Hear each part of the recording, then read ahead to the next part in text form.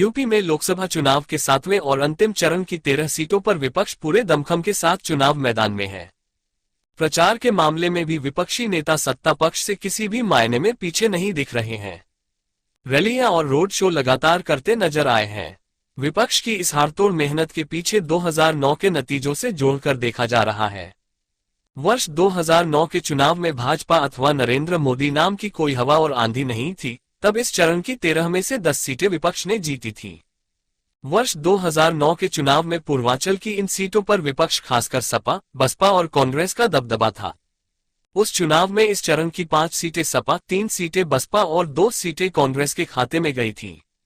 सिर्फ गोरखपुर, बांसगांव और वाराणसी संसदीय सीट पर भाजपा जीती थी। 2009 में यूपी में चुनाव के नतीजे पूरी तरह सपा, बसपा और कांग्रेस की तरफ गए थे। इस चुनाव में यूपी में सपा को 23, बसपा को 21 और कांग्रेस को भी 21 सीटों पर जीत मिली थी। इस जीत में पूर्वांचल के 7वें चरण में शामिल सीटों का अहम योगदान था। तब इन 13 सीटों में से महाराजगंज और कुशीनगर में कांग्रेस को जीत मिली थी। देवरिया, घोसी और सलेमपुर में बसपा जीती थी। वहीं सपा के खाते में बलिया, गाजीपुर, चंदौली, मिर्जापुर और रॉबर्ट्सगंज सीट गई थी। इस चुनाव में भी विपक्ष ने इन सीटों पर अधिक जोर लगा रखा है। विपक्ष में कांग्रेस सपा एक साथ है तो बसपा अकेले ताल ठोके हुए है। 2009 और 2024 के बीच के 2 चुनाव 2014 और 2019 में पूरे देश के साथ ही पूर्वांचल भी भाजपा के साथ रहा। 2019 के चुनाव में 7वें चरण की गाजीपुर और घोसी सीट को छोड़ भाजपा ने सभी 11 सीटों पर जीत हासिल की थी। चंदौली, बलिया, सलेमपुर, देवरिया, कुशीनगर और महाराजगंज की सीटें ऐसी हैं जहां पर भाजपा इस बार चुनाव जीतकर लगातार 3 जीत का हैट्रिक लगा सकती है।